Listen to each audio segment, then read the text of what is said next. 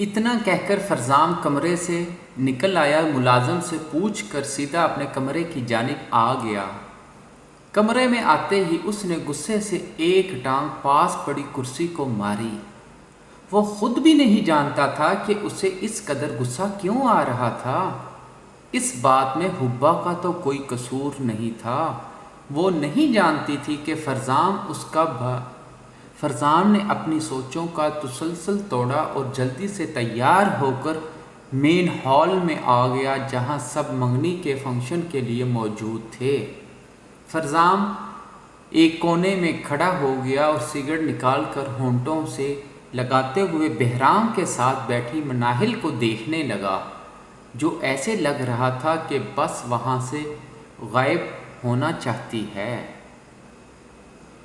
چلیں دیر کیے بغیر منگنی شروع کرتے ہیں، الطاف نے مسکرا کر کہا تو بہرام نے ایک انگوٹھی اپنی جیب سے نکالی اور اپنا ہاتھ مناہل کے سامنے کر دیا۔ مناہل نے اپنا کپ کپاتا ہاتھ بہرام کو پکڑا دیا تو بہرام نے خاموشی سے وہ انگوٹھی اسے پہنا دی، جبکہ مناہل کا نازک ہاتھ بہرام کے ہاتھ میں دیکھ کر آج پہلی مرتبہ فرزام کو اپنے بھائی سے نفرت ہوئی تھی، اور یہ وہ بھی نہیں جانتا تھا کہ ایسا کیوں ہوا تھا، جبکہ فرزام کی طرح کوئی اور بھی نفرت سے بہرام کو دیکھ رہا تھا۔ منگنی ہونے کے بعد ہر طرف مبارکباد کا شور مچ گیا۔ اس سب میں اگر کوئی خوش نظر آ رہا تھا تو وہ صرف اور صرف الطاف بیگ تھا، جو اب بہرام کے قریب سے اٹھ کر مہمانوں کی جانب جا مڑا۔ میری طرف سے بہرام اور میری جان سے پیاری بھتیجی کو منگنی کی بہت بہت زیادہ مبارک ہو، لیکن ایک خوشخبری ہے جو کافی دیر سے آپ لوگوں سے بانٹنے کا انتظار کر رہا ہوں۔ سب نے الطاف کو سوالیہ نظروں سے دیکھا۔ میں نے اور بہرام نے ایک فیصلہ کیا ہے۔ الطاف نے ایک نظر بہرام کو دیکھا، جس نے ہاں میں سر ہلایا تھا۔ ہم نے سوچا ہے کہ منگنی کوئی اتنا بھی مضبوط رشتہ نہیں ہے جس کی بنا پر ہم کافی عرصہ انتظار کر سکیں، اس لیے کل شام بہرام اور مناہل کا نکاح ہوگا۔ فرزام نے حیرت سے بہرام کو دیکھا، جس نے نظروں سے اسے خاموش رہنے کا اشارہ کیا، جبکہ یہ بات سن کر بہرام کے پہلو میں بیٹھی مناہل کا سانس سینے میں ہی اٹک چکا تھا۔ لیکن بھائی اتنی جلدی یہ سب؟ فیض نے بہت مشکل سے اپنی نفرت پر قابو پاتے ہوئے کہا، یہ میرا اور بہرام دونوں کا فیصلہ ہے۔ امید کرتا ہوں کہ کسی کو اس سے کوئی مسئلہ نہیں ہوگا۔ فیض الطاف کی آواز میں چھپی وارننگ محسوس کر سکتا تھا، اس لیے خاموش ہو گیا، لیکن فرزام پھر سے وہاں سے ہٹا اور گھر سے باہر نکل گیا۔ وہ بعد میں بہرام سے پوچھنا چاہتا تھا کہ اس نے اس سے پوچھے بغیر اتنا بڑا فیصلہ کیسے کر لیا۔ چاہت لائٹ بند کی اپنے کمرے میں لیٹی تھی۔ اتنے دن ہو گئے تھے اسے یہاں اسی ہال میں رہتے ہوئے۔ پہلے کی طرح ہنسنا اور چہچہانا تو دور کی بات، وہ نہ تو کسی سے بات کرتی تھی اور نہ ہی اتنے دنوں سے کالج گئی، بس خاموشی سے اپنے کمرے میں لیٹی رہتی۔ اسے بچپن سے اب تک کا ہر لمحہ یاد آنے لگا، کیسے بہرام کا اپنے گھر آنا یا چاہت کا اس کے گھر جانا عید کے مترادف ہوتا تھا۔ اس معصوم نے تو محبت لفظ کا مطلب سمجھنے سے پہلے بہرام خانزادہ کو چاہا تھا۔ وہ بہرام خانزادہ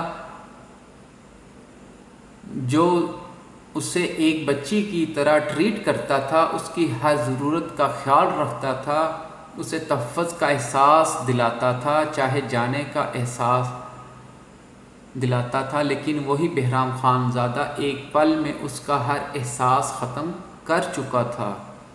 چاہت میری جان اٹھو کھانا کھا لو، سکینہ نے محبت سے اس کے سر پر ہاتھ رکھتے ہوئے کہا تو چاہت خاموشی سے اٹھ کر بیٹھ گئی۔ اس دن بہرام کے گھر سے آنے کے بعد چاہت کتنی ہی دیر سکینہ کی گود میں سر رکھ کر روتی رہی تھی۔ سکینہ نے اپنی لاڈلی کی یہ حالت دیکھی نہیں جا رہی تھی، لیکن وہ بھی کیا کر سکتی تھی؟ چاہت خاموشی سے بیٹھ گئی تو سکینہ خود نوالے توڑ توڑ کر اس کے منہ میں ڈالنے لگی۔ بس تھوڑا سا کھا کر چاہت نے سکینہ کا ہاتھ روک دیا، اور سکینہ کے لیے اتنا ہی کافی تھا کہ اس نے کچھ تو کھایا۔ وہ اٹھ کر برتن لے جانے لگی جب ان کے کانوں میں چاہت کی آواز پڑی، خان جی سے بات ہوئی آپ کی؟ سکینہ نے بے بسی سے اپنی بیٹی کو دیکھا، پھر اس معاملے کو ختم کرنے کا سوچا۔ ہاں ہوئی تھی، منگنی ہوگی ان کی۔ چاہت کی آواز میں بہت زیادہ کرب تھا، بہت زیادہ دکھ۔ ہاں ہو گئی۔ چاہت نے لال آنکھوں سے اپنی ماں کو دیکھا، آنکھوں میں آنسو لیکن ہونٹوں پر ایک مسکراہٹ تھی۔ مبارک دے دینا ان کو۔ چاہت نے آنکھیں میچ لی تو آنسو اس کے گال پر بہنے لگے۔ کل نکاح ہے اس کا۔ چاہت نے حیرت سے سکینہ کو دیکھا۔ اس نے سوچا کہ بات پکی ہو جائے گی۔ اتنا کہہ کر سکینہ وہاں سے چلی گئی، لیکن چاہت سانس تک لینا بھی بھول چکی تھی۔ سکینہ اس کے ساتھ آ کر لیٹ گئی، لیکن چاہت اپنے بستر پر مردہ حالت میں بیٹھی رہی تھی۔ پھر کچھ سوچ کر اس نے آنسو پونچھے اور اٹھ کر الماری میں سے اپنی چادر نکال کر کچھ پیسے پکڑ لیے۔ ایک نگاہ اپنی سوئی ہوئی ماں پر ڈالی اور خاموشی سے گھر سے نکل گئی۔ کچھ دور آ کر اس نے ایک ٹیکسی لی اور اسے ایک پتہ بتا کر ایک اپارٹمنٹ کے باہر آئی، جس کے بارے میں اسے اس کی دوست نے بتایا تھا۔ پہلے تو وہ کھڑی ہو کر سوچتی رہی، پھر اس نے دروازہ کھٹکھٹایا تو ایک لڑکا باہر آیا۔ جی مجھے سیفی سے ملنا ہے۔ اس لڑکے نے چاہت کو سر سے لے کر پیر تک دیکھا، پھر ہاں میں سر ہلا کر اندر چلا گیا۔ تھوڑی دیر کے بعد ہی سیفی باہر آیا۔ چاہت تم یہاں؟ سیفی چاہت کو دیکھ کر اس قدر حیران ہوا کہ اسے ہمیشہ کی طرح چاہت کو چھیڑنے کا دھیان ہی نہیں رہا۔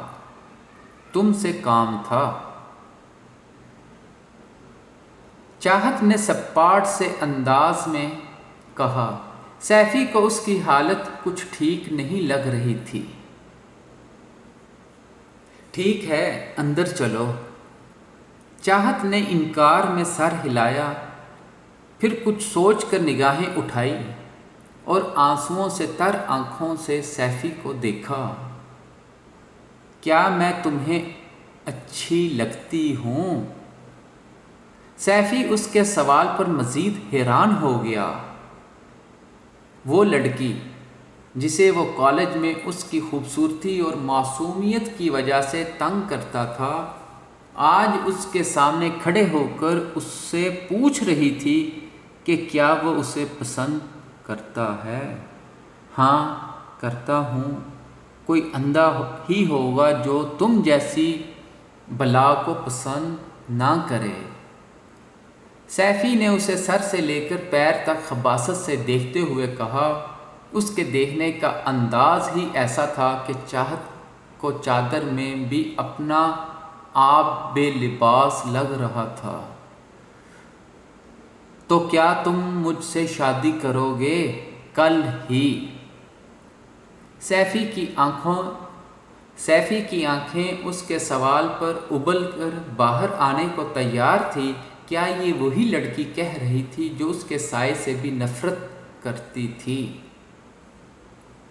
نکاح کی تمام تیاریاں مکمل ہو چکی ہیں، امید ہے شام تک آپ اور آپ کے بھائی بھی تیار ہوں گے۔ الطاف جو اس وقت بہرام کے ساتھ اپنے گھر کے لاؤنج میں بیٹھا تھا، اسے تمام تیاری سے آگاہ کرنے لگا۔ جی ہم تیار ہوں گے، آپ فکر مت کریں۔ بہرام نے سرد مہری سے کہا۔ الطاف اس کی بات پر ذرا سا مسکرا دیا۔ اوہ، تو پھر جو پارٹنرشپ ہمارے درمیان ہونی تھی اس کا پروسیس، اتنی بھی کیا جلدی ہے بیگ صاحب؟ نکاح کے بعد سب کی طرف ہی جائیں گے ہم۔ الطاف نے ہاں میں سر ہلایا۔ مجھے ہمارے پھر سے ایک ہونے پر بہت زیادہ خوشی ہے، یقین جانے سلیمان کے ساتھ بہت اچھا وقت گزرا تھا میرا۔ بہرام نے اس کی بات پر صرف اثبات میں سر ہلایا۔ اور ہمارا وقت اس سے بھی زیادہ اچھا گزرے گا۔ الطاف کی مسکراہٹ اس کی بات پر گہری ہو گئی۔ ضرور۔ اچھا، اب میں ذرا باقی کے انتظامات دیکھ لوں، آپ تب تک آرام کر لیں۔ الطاف نے گھڑی کی جانب دیکھتے ہوئے کہا اور مسکرا کر وہاں سے چلا گیا۔ اس کے جاتے ہی بہرام کی آنکھوں میں بے پناہ نفرت اتری تھی۔ تمہاری اس خوشی کو بہت جلد تمہاری بربادی بنا دوں گا، بہرام نے آہستہ سے خود سے کہا۔ تیار رہنا الطاف بیگ، بہت جلد تم سڑک پر آنے والے ہو۔ اچانک ہی بہرام کی جیب میں موجود اس کا موبائل بجنے لگا۔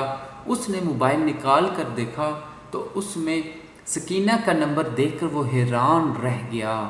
السلام علیکم اماں جی، بہرام نے موبائل کان سے لگاتے ہی کہا، لیکن سکینہ کے رونے کی آواز نے اسے بہت زیادہ بے چین کر دیا۔ اماں جی کیا ہوا ہے؟ سب ٹھیک تو ہے نا؟